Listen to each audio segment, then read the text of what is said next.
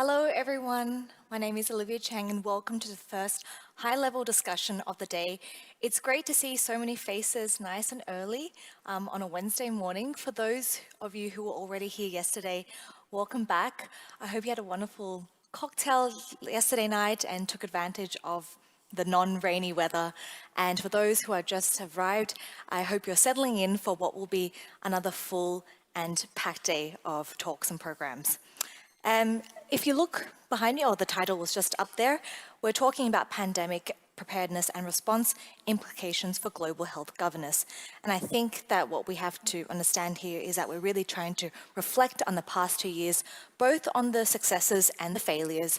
And as we've heard throughout the first day already from many experts, COVID-19 is surely not going to be the last pandemic or major health crisis that we're going to face globally. So with that, I would love to welcome our panel to the stage one by one. First of all, I'd like to welcome Seth Berkley from Gavi. Welcome to the stage and thank you for joining us today. Second, we have Marijke Weinrox. She gave me a little bit of a language lesson how to pronounce her name earlier, and she's coming to us from the Global Fund. Third, we have Xavier Castellanos from the International Federation of Red Cross and Red Crescent Societies. Welcome. And finally, we have Dr. Taman Alodat, who's going to be moderating the discussion, and he comes to us from the Graduate Institute of Geneva. So as you can see, we have our first panel up here already, and a bit of a housekeeping that we've had to say throughout the whole program. We're going to try and keep the answers fairly short. Our target is maybe 60 minutes for the whole discussion. Let's remind the speakers we keep the answers brief, to the point, maybe around 2.5 minutes, but feel free to have a free-flowing discussion as you wish. Our wonderful moderator will be there to guide us because I know that everyone has already prepared a lot of topics and wants to get through them throughout the day. So we have Q&A at the end, and I'll come up 5 minutes before the discussion ends to wrap up and close up. So I'll let you take it from here. Thank you. Thank you very much. Thank you all for coming here. Those of you who have seen the agenda earlier will recognize that I am not Professor Suri Moon, who was supposed to moderate this session. She apologizes and sends you her best, and I have the privilege of replacing her today. We're talking about pandemic preparedness and response today as a matter of global health governance, as a matter of being able to formulate policies within a policy landscape that is complicated, multilateral, and has actors with different levels of power and different interests. And we're talking about that in a day and age where global health has, as a function of COVID-19, which has cost us greatly in the past 2 years, become, as someone described it to me, haute politique. We're not talking about a second-grade political or policy issue, second to, say, security, sovereignty, or counterterrorism. The real risk and real cost, both to lives and to the economy and to standing of nations and institutions, has made it important for us to understand where do we go from here. So we talk now at a stage where if you open the first page of CNN or The Guardian or anyone, you'll find that you'd be forgiven to think that COVID hasn't even existed because we're sitting here without, almost nearly entirely without masks anymore. The restrictions have minimized, but also because, probably rightly, the news about Ukraine and other crises has dominated the news. Doesn't mean that we can ignore the momentum that was created by COVID.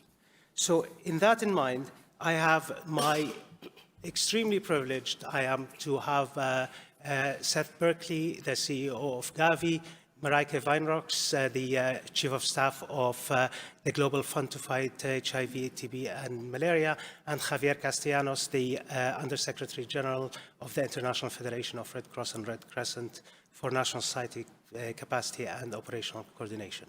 Thank you very much for being here. Let me start immediately with Seth. Seth, is COVID-19 over?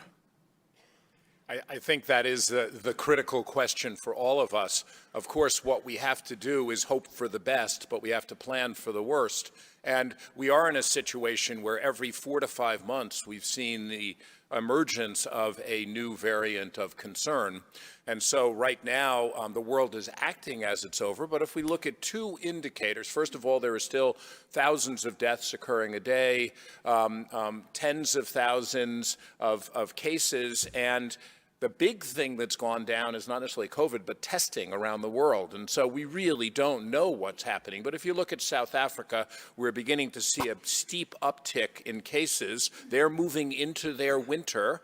Not clear yet whether these are new variants, whether this is just the old illness now that they're going inside, but they're beginning to look at other variants of Omicron. And so, you know, my sense right now is it is premature to call it over. Yes, we have to pay attention to other things, but we need to still be focused on this.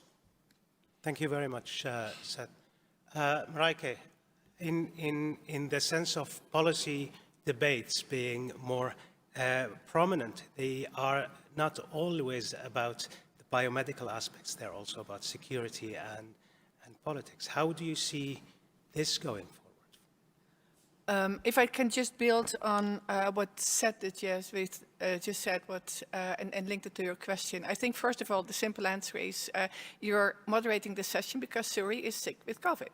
And so COVID is definitely not over. It seems that we've abolished all the measures, and in high-income countries, people feel that COVID is over, and if you get sick, it's like a flu, so it's fine. That also means that COVID has dropped off the agendas in high-income countries, in most high-income countries. It also means there's consequences then how we look at COVID in low and middle-income countries, and that attention and the support is waning also quite quickly, and that brings me to the security, the policy point that you alluded to.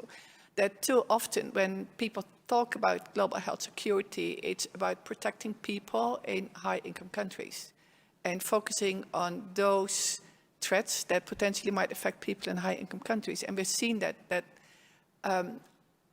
now that COVID assuredly is over in high-income countries, the attention for still fighting and investing in, for example, testing, as Seth mentioned, in middle and low-income countries is disappearing very quickly. It also, when you look at the political discussions about pandemic preparedness, it's very much, again, about threats that might affect people in high-income countries, and then investing in low and middle-income countries becomes a means to protect people in high-income countries, and I think we really need to change that narrative.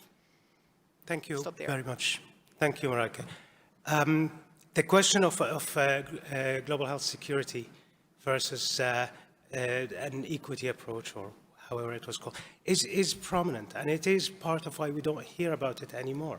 But Javier, you've just been on both sides of this discussion because you've just come back from the IFRC's Ukraine operation, and you've been overseeing as well the COVID one, which has been one of the biggest you've had, if I understand it right. You have a constituency of 190 national societies around the world. What is it that you hear differently from what we do sitting in a Western context, in a headquarters context that is affected by view that Marijke talked about in the security? Yeah, first of all, if you allow me, that we also mean in a local market in Afghanistan or in Haiti or in DRC, that is overwhelmed of people where the countries are very low in vaccination rates. And when we see that that is the day-to-day reality, and when the news no longer are about COVID and awareness, etc., then the risks are just simply going high. So what we see, what we hear, is very much related to the greatest difference in zooming realities at the local level, where marginalized people do not have access to the necessary information, to the necessary treatment, to the necessary diagnosis. And when we zoom out, we can see the challenges of the world, and then we have the tendency to forget that, as mentioned before, the risks remain high in many countries of the world. So I would say more and more what is needed is to zoom in countries with highest vulnerability rates. Thank you. Thank you, Javier.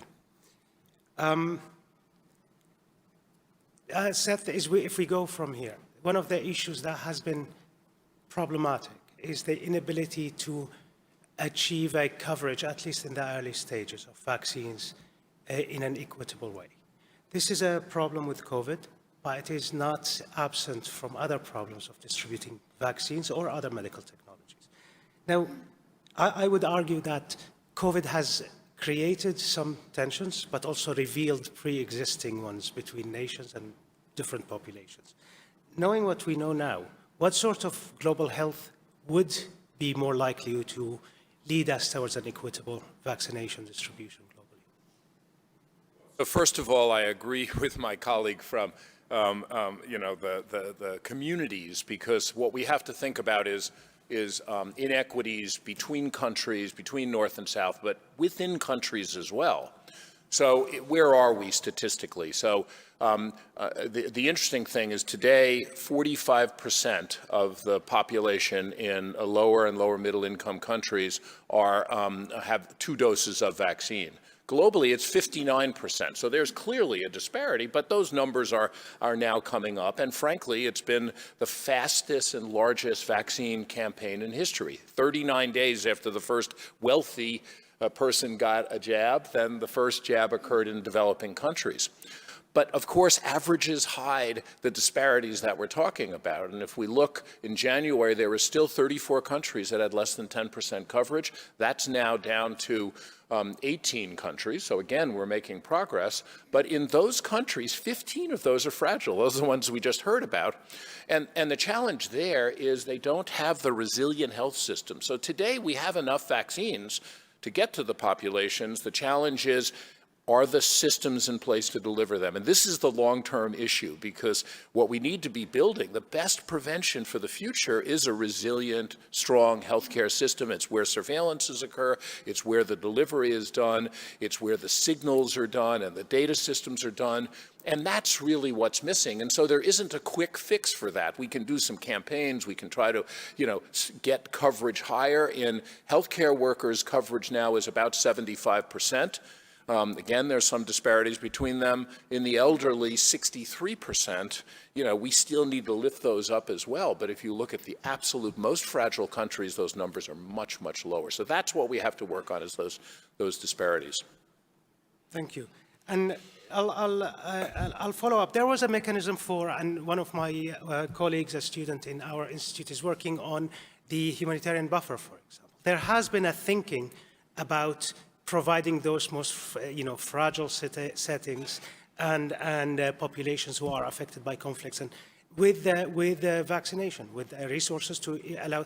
This hasn't happened as planned, and it leads us to a situation where the vulnerability of the most vulnerable is compounded by the inability to reach them, even in places that are improving. I would love to follow up on that, whether this is now or we can do that in a little bit, just to give you a chance to tell us about, why is it even more challenging than the most, the poorest countries?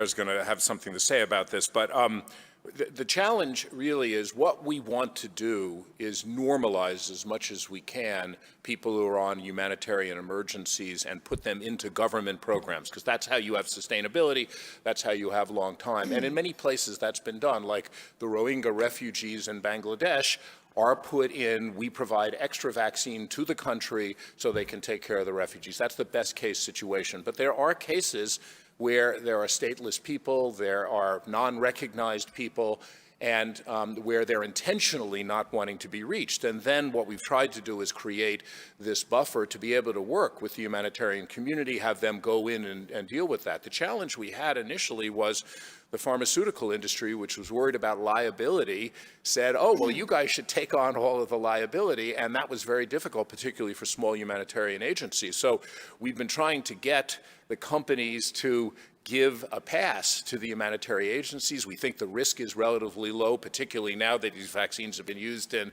billions of people. And getting that and getting the systems in place and the delivery systems, all of that worked out. And it's very important because there's probably 150 million people who exist in those circumstances. We've now had, I think, 5 applications approved. We've had millions of doses go, but by now it should be tens of millions of doses. And that's what we're trying to work on together as a community. So let me jump to Javier to follow up on that, because you are essentially a humanitarian organization, and you have close colleagues who work in with those exactly 150 million people. Obviously, medical technologies are not the only, vaccines are not the only solution, and Seth talked about health systems. What is it that is missing? What's the missing ingredient? Why are we we have the situation of the inability to integrate people in normal processes, but there remains displaced people who are more vulnerable to health crises, to epidemics and pandemics, people in conflict, people in extreme poverty, and so on. What are we not looking at very well from this global arena that we're in? Probably if I will have to mention a few points, again, I want to be very people-centered in this conversation. And the first one, what we are probably need to look differently is what we call frontline workers, which are those who are health and non-health workers, and those who are directly involved in activities that increases their exposure. So that's the first one. The second one, this understanding of how to be able to recognize that the social economical impacts inequities is very much related to today I put bread and food on the table or not. And that dilemma is a reality that millions of people in the world has been dealing over the past 2 years. The second one is the impact of knowing that a person who has died, that person now knows that is going to die lonely, and the impact on the families, that they know that they couldn't say goodbye as they would like to. This has a tremendous mental health impact that we need to see it, and sometimes we tend not to see it. The fourth one is the issue of, let's remind ourselves that COVID happened during the past 2 years, but we have been responding to over 75 other disasters and crises. So the ability to be able to connect those two elements at the same time is a reality, is a fact. And we need to bear in mind that. And finally, I would like to say something that should provide a lot of learnings to us and links to the buffer, links to the supply chain, links to the way we work. What we saw, and I was putting this wording on the supply chain management and hoarding syndrome. Those who have the capacity to accumulate more, accumulated more, put it in the warehouses. But most of the countries that were not able to have the same capability were not able to really have the capacity to respond as quickly as we are seeing today. Then we talk about the humanitarian buffer, and I think Gabi has done a tremendous job to put a system that requires a lot of learnings, preparedness on the way, and I think that is the key point that we will need to further learn for the future. Thank you. Let's follow up on that. Raike, I was sitting once recently in the presence of an ambassador of a significantly rich country. And there was a discussion about the word vaccine apartheid was mentioned, which is what an expression was used by Dr. Tedros at one point. And that person almost snapped and said, "Don't talk about that. Our job is to provide the best possible outcome to our own population." This is the sovereignty discussion. And it feels sometimes in global health that we are trying to hold sovereignty and solidarity together without them necessarily overlapping. We have a world today where we have emerging powers. There are countries that are taking charge of their resources and policies, and it's not the same place that was a few years ago or a few decades ago. How do we do that? What should we think about when we are going about making health policies rather than and trying to allocate health resources as well? Well, for the Global Fund, country ownership has been a key principle from the moment we were created. So it's not us deciding in Geneva how countries should spend the allocation they get from the Global Fund. We have our cycles of replenishments where donors commit funding to the Global Fund, which is unearmarked. And then, which is happening this year in fall in the United States. And then by the end of this year, we'll send a letter to all countries with their allocation, the funding that they will be available for them for the next period of 3 years. And then they submit a funding request. And there's criteria in terms is that we want to achieve impact. We want to be the interventions to be evidence-based.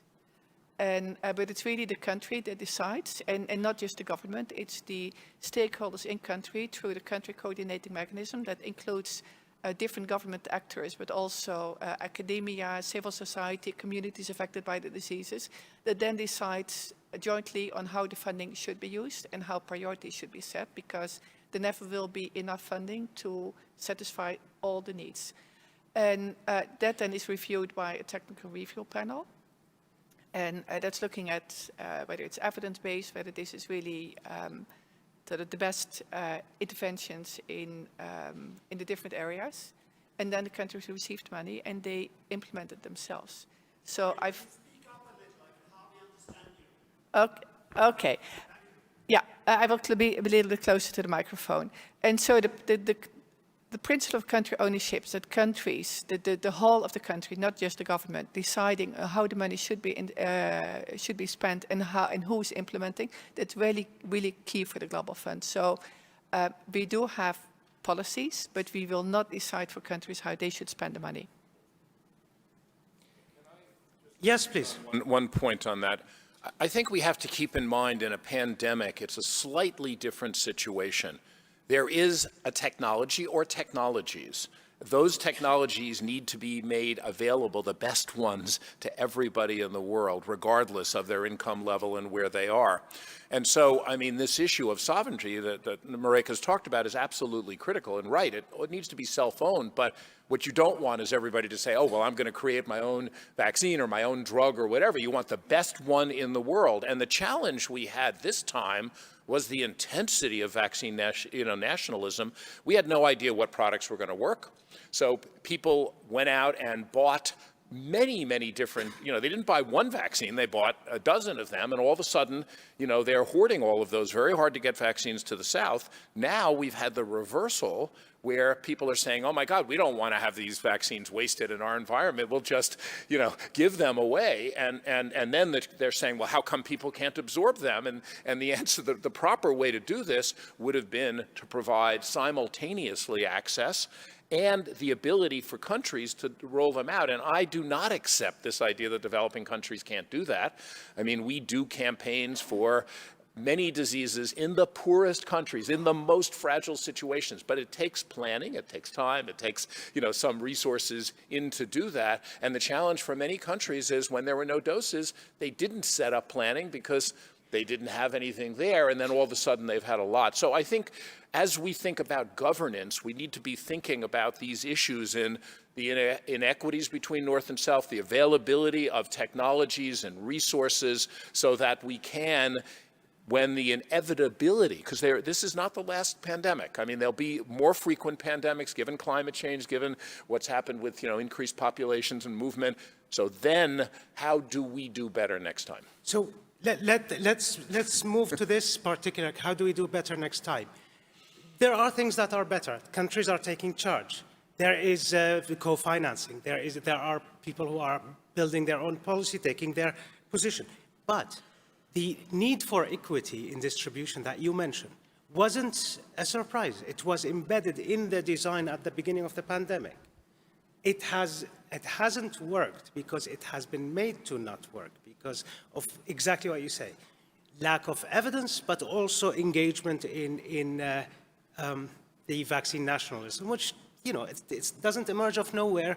I don't know whether we could have predicted that or not. No, of course we predicted it. It's not, people say you're naive. We're not naive. We all knew the job of every government is to protect their citizens. And so the idea that a government would say, oh, we're not worried about our citizens, we're going to just put it out there. The challenge is blocking others from access and also making sure that there's adequate supply for everybody. That was the challenge. And where the difference was, we believed, that the high-risk populations, the elderly, those with comorbidities, health workers, should be vaccinated everywhere before you went to the very, very low risk. But of course, that's not what happened. People wanted to, go down to their absolutely lowest risk populations before there was any sharing. And so let me reframe the question then.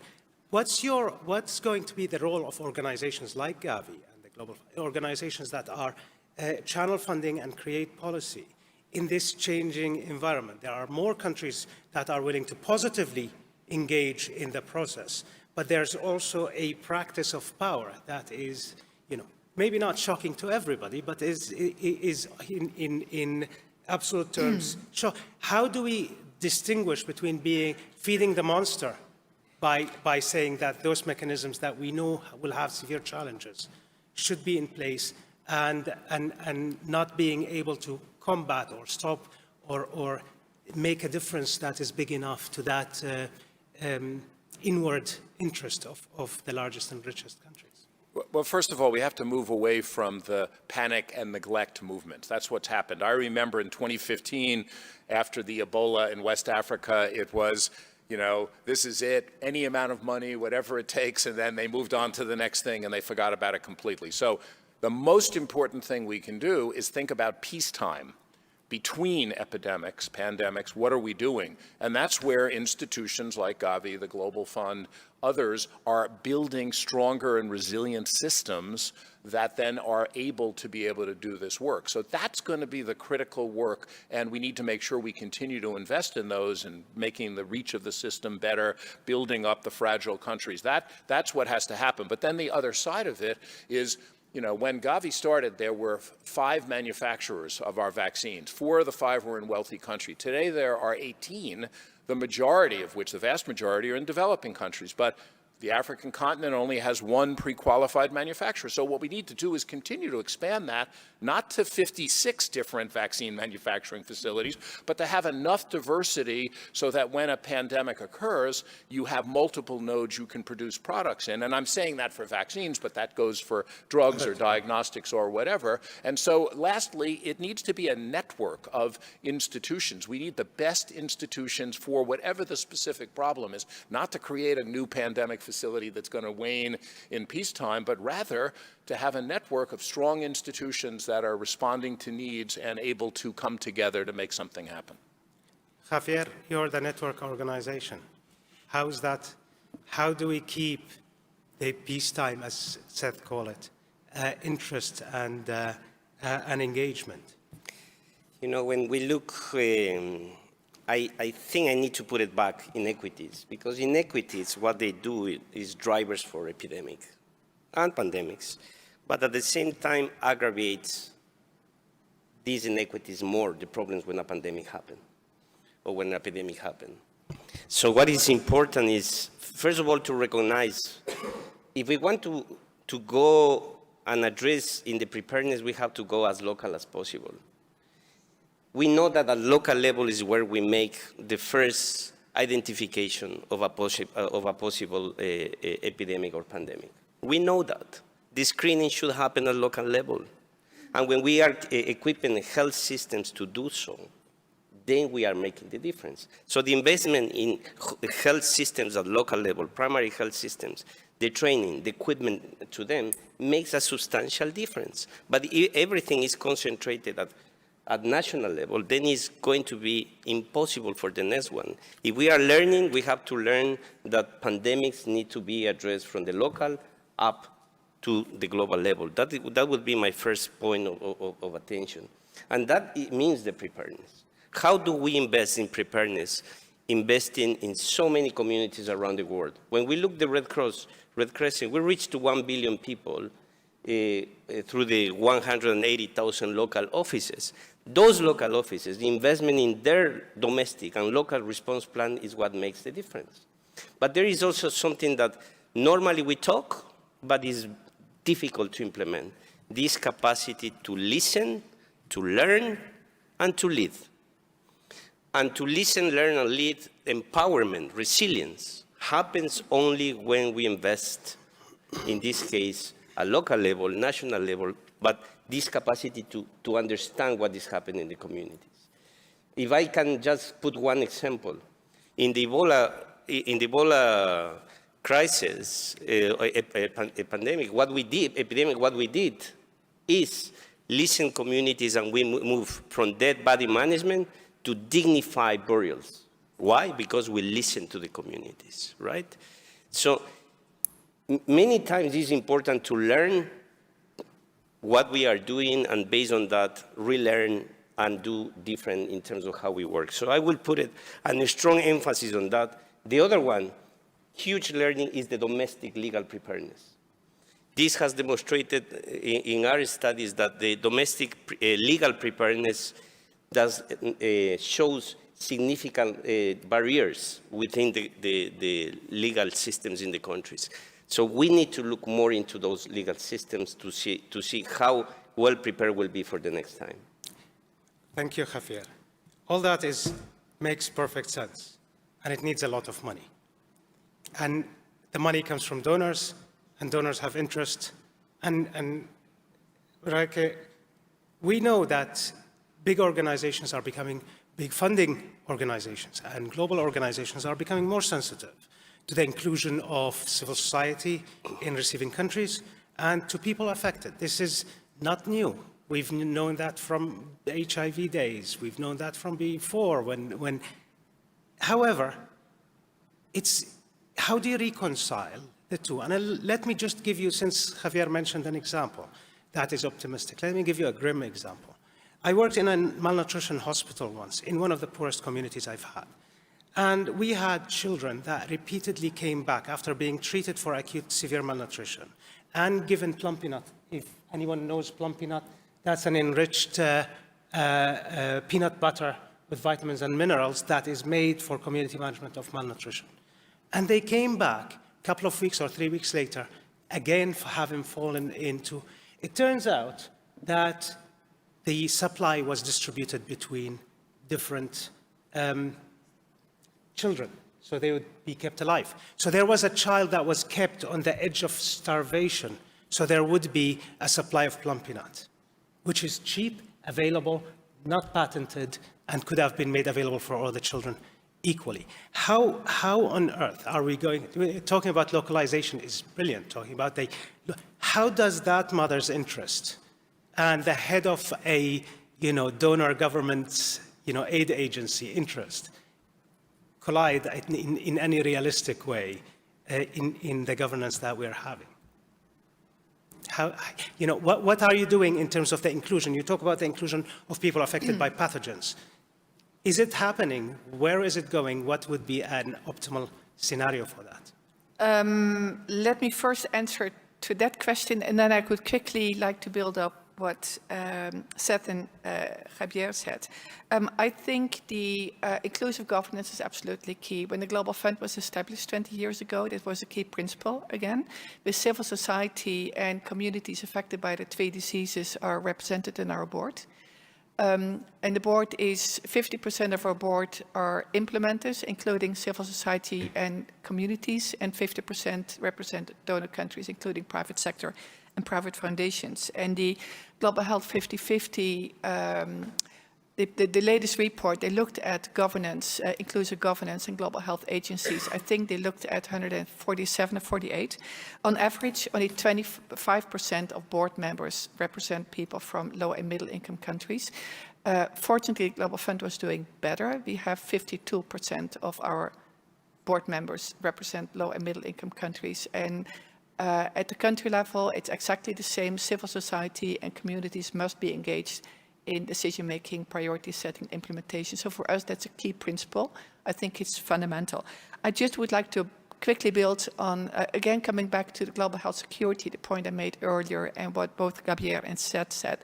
I think the best way to invest in pandemic preparedness is to support countries to build on the resilient, sustainable systems for health that help them to deal with the current pandemics. I don't think it's fair to expect countries to invest in pandemic preparedness for a future unknown pathogen that might be a risk to high-income countries if you don't have the tools to invest in those in fighting those diseases that currently affect them.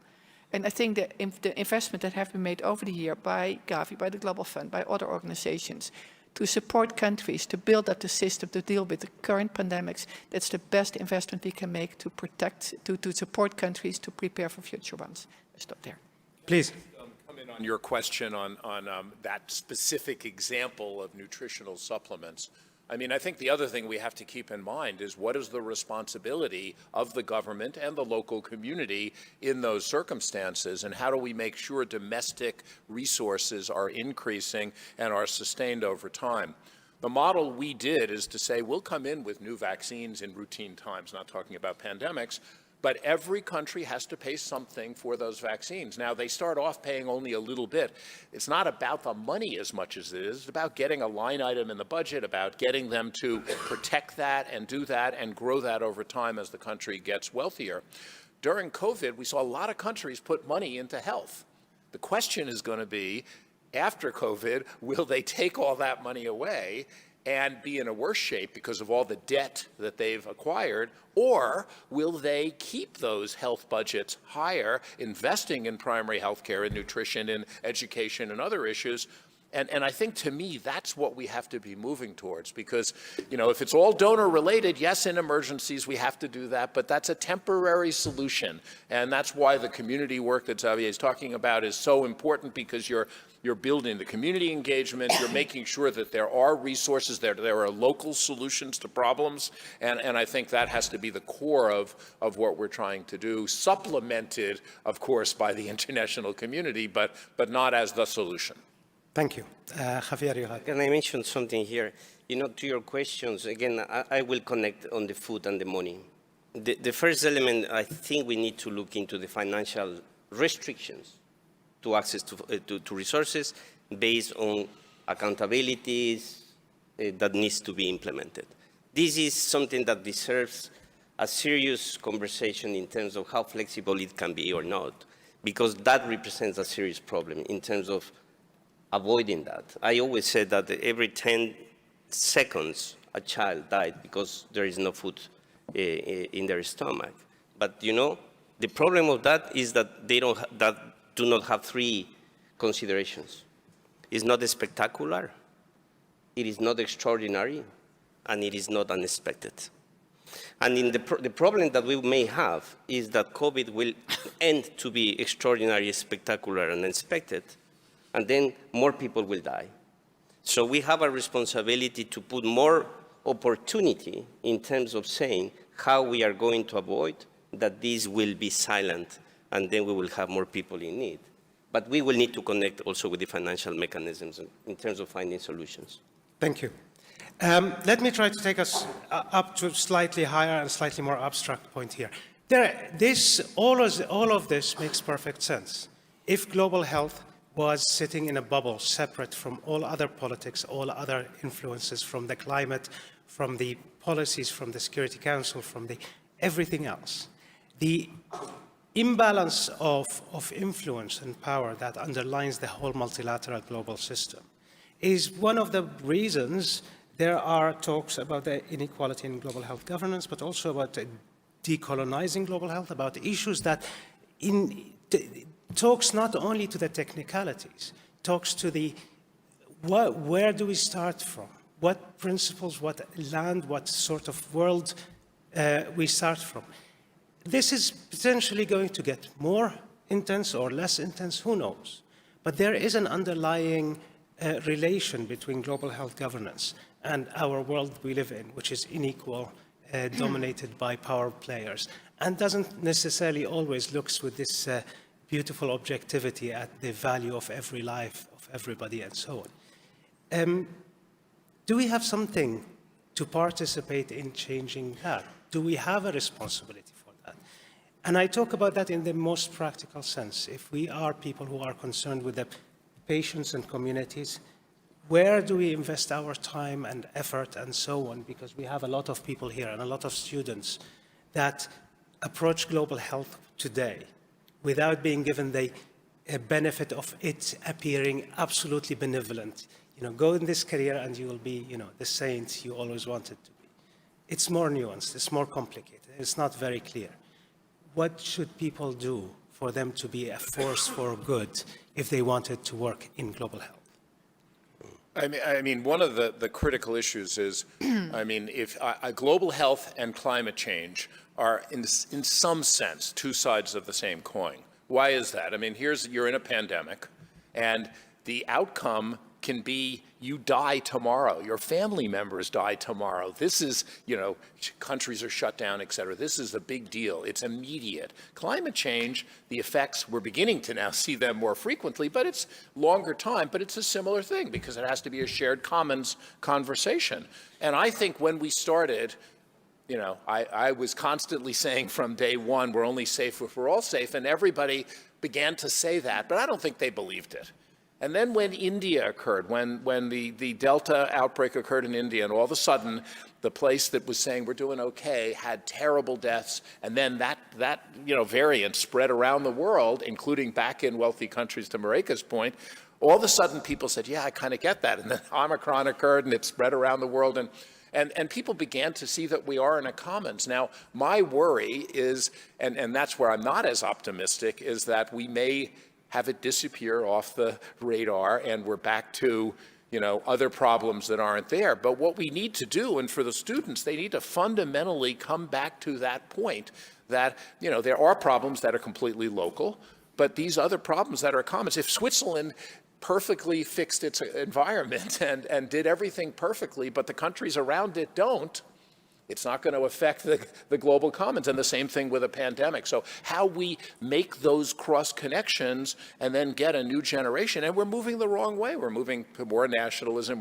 We have war on the European continent, all of these things happening, but we need to move to a place where we have joint solutions of problems. And that, to me, is where we have to go. And that's about getting from the local level all the way to the global level consensus on these important issues and listening to differences, but being able to move on it. Thank you. Thank you, Seth.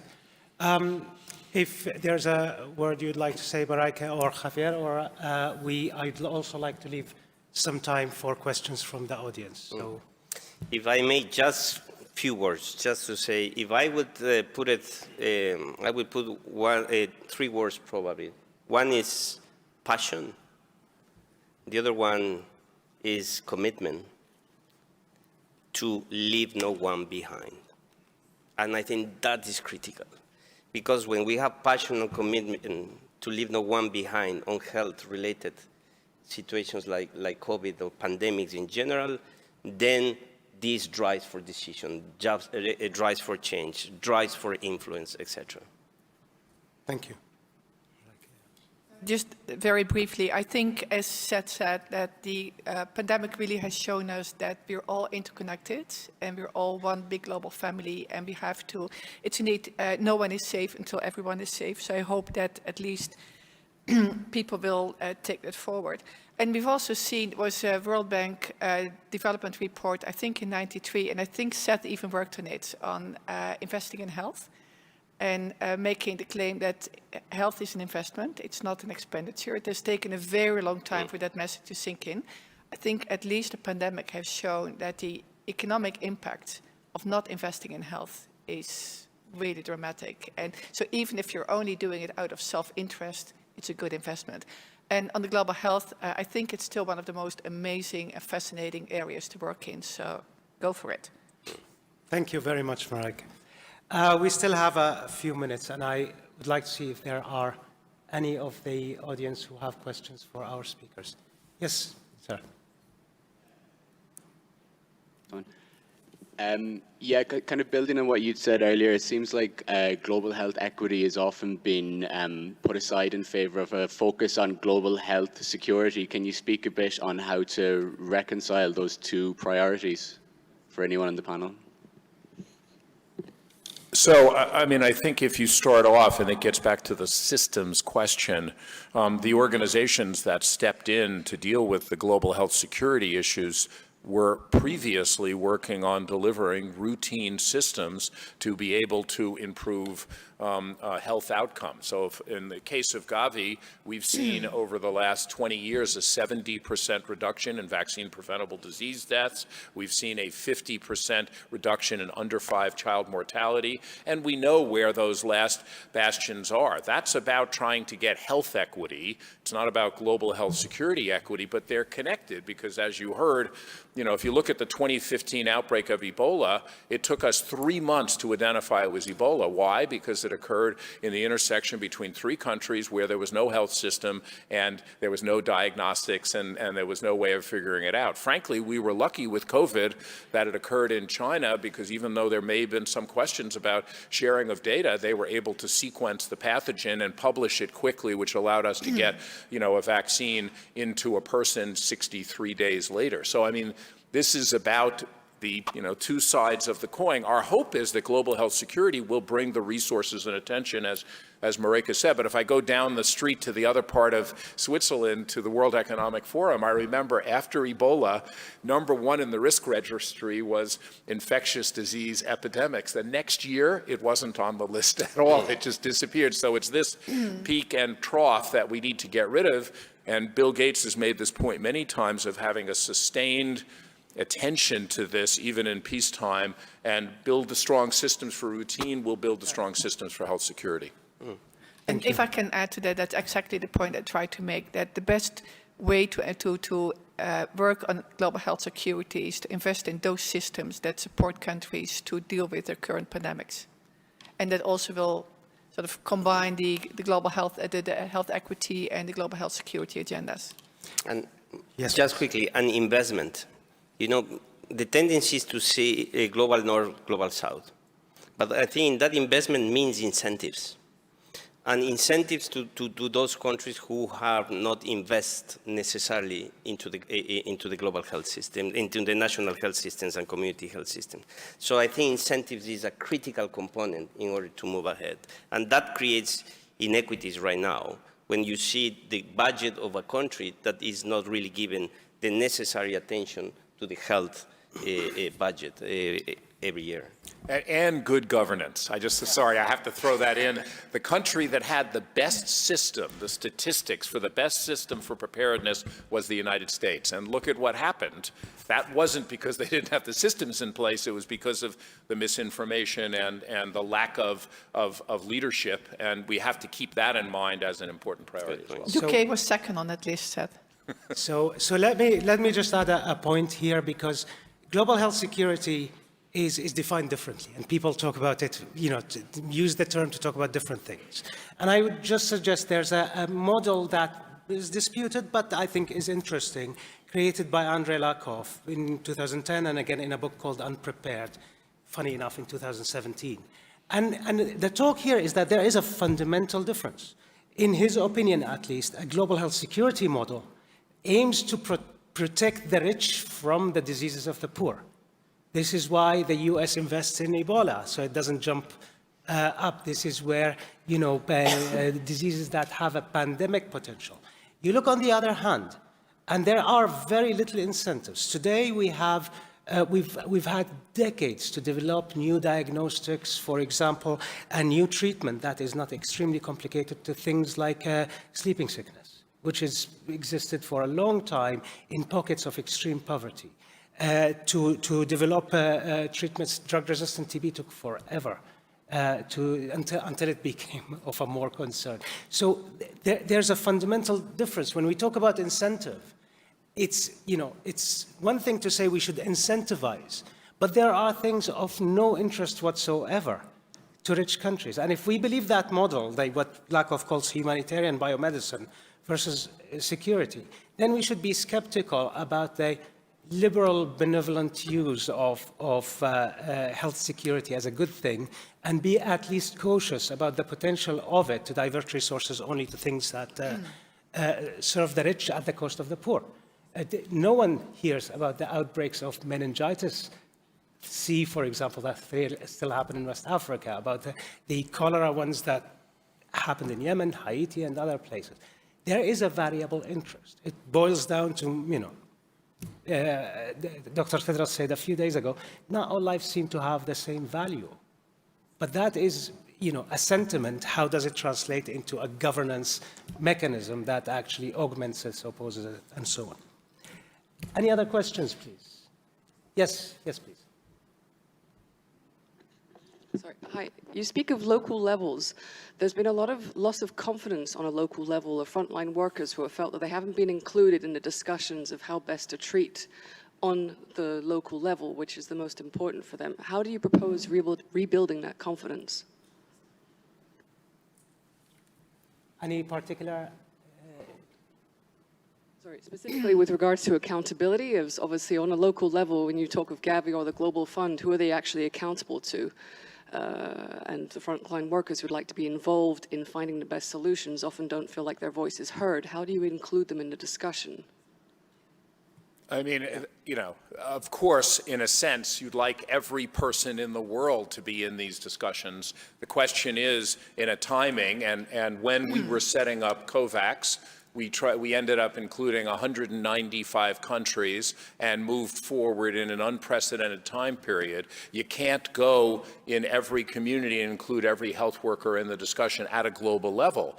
But of course, the decisions for use of products are made by countries, and so those voices are heard at country level. And what we include instead are civil society networks that extend both internationally and down to local level, and have them as part of the discussion. So they are somewhat of a surrogate, an imperfect surrogate for what has to happen. But we always have to balance, particularly in a health emergency, trying to move as quickly as possible to save as many lives. At the same time, you want to have voices, all voices included. And you can imagine not everybody is aligned on all of these issues. So, we could end up in a multi-year UN-like conversation about ways to move forward. At some point, you have to move beyond those conversations and try to do what you can. Javier, you're the definition of that surrogate of local voices. Probably I would say, what we did is we put in over 110 countries community engagement and accountability capacities in order to engage with the communities. Of course, our driven purpose is to understand how communities are feeling, what are their problems, how we engage with them. But that information will help also for decision making. So the investment, the massive investment on community engagement and accountability to reach to as much people as possible, it helps at least organizations like ours to say, okay, if we are going in this direction, this is what we have to do.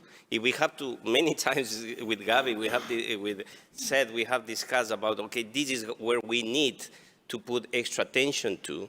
And then comes the issue of trust. And I want to build on something. The issue of the connectivity or triangulation between what is the feeling of the community, what is the understanding of local authorities or national authorities, and how communities can be the first influencers of change of behavior. And I think that's a critical component that changed completely the way we work. So I would say those elements, complements of what could be influencing in the national law or international decisions. Thank you. Yeah, and for the Global Fund, civil society and communities are part of the national coordinating mechanism that decide on how the funding should be spent. That's ideally in representing broader groups and reporting back to those groups. We have exactly the same in our board. It doesn't always make for easy discussion, but I think it's absolutely critical to have all the different voices on the table and discuss. Thank you, Mike. We have a time for a final question. Yes, please. Oh, pardon me. We'll take both questions, but we have very short time, so please direct it at a certain panelist. Mike. You need to... Just come closer to the mic. It's not lit.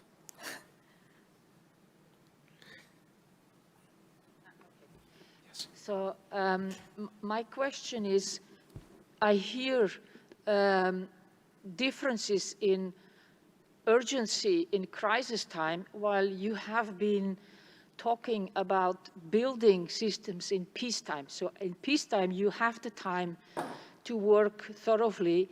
So I would like to hear from you, but probably most, well, any of you who want to answer, co-creation in peacetime. That's how you build trust. So how do you plan to do that? Co-creation with local communities, co-creation at all levels. I mean, to be clear, and I'll start with the Gavi, you know, people say, how many people do you vaccinate? And, you know, we can talk about billions and billions of people. We don't vaccinate a single person. We basically empower countries to vaccinate. So the question is if you don't trust the countries and their decision-making, then that becomes an issue. So we've had to do some quite hard-nosed things to help with that. So, for example, we just recently changed our regulation to force some of the money that goes for health system strengthening to go to civil society so that they can make sure that there is an authentic voice of communities in the engagement. Is that going to represent everybody? It may not. It may not represent some of the humanitarian situations and excluded groups, et cetera. So it is a constant process of trying to get a better and more complete set of discussions. But at the end, it has to start with the governments, because if you want any sustainability, which is critical to what we do, you need to have somebody who's going to be there over time and have the resources to be able to move things forward. So that's the philosophy. Thank you. I'll just hear the other question to see if they intersect before. Yeah, yes, please. Yes, please. Can you?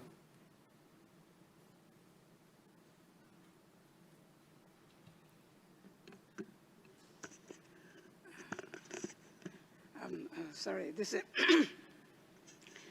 I just want to know what does it mean, the global health security, what does it mean to the people who are in constant threat in the coastal belts, like the river swelling, sea swelling, and there comes in the face of the climate change. And I witnessed a situation where people were panicking to move because the river erosion was coming, and they have to move, and at the same time, they have to go for vaccines for the pandemics. And what do they, this is it's a dynamic situation, and how the local community can be empowered to handle such situations in both, as you said, the global health security as well as the climate change coming together to this population who are in constant threat of having moved by the climate change. Thank you. Thank you. I'll ask Marijke to answer that last question. You give me the easy ones. Yeah, of course. Now, I think it's very much just coming back to the point that global health security is not about investing in low and middle income countries so that people in high income countries are protected. It's about building the systems in peacetime to support countries so that they can deal with the problems they're currently facing, and that will also help them to face future problems. The displacements, I'm not sure how to respond to that one. But if you look at how countries have responded to the COVID pandemic, I think the overwhelming majority of countries used the systems that had been built to deal with, to deliver vaccination programs, to deal with infectious diseases programs like HIV, TB, and malaria. So that's the best way for me to approach global health security. Thank you. I will close here with just a couple of sentences. What I take from today is that there are systems that are imperfect. We have faced challenges, we have achieved successes, and Seth talked about the increase in efficiency in coverage. We've talked about the difficulties in reconciling systems of governance, about inclusion of people. But I will take a second to build on Javier, as well as the questioner who talked about co-creation. What hits me as a complicated issue is we want to achieve equity and engagement in systems that are fundamentally hierarchical. It is government still that represent people. And a co-creation assumes the possibility, if I understand you right, of people actually making a sovereign decision on their own right rather than being overseen always by someone else.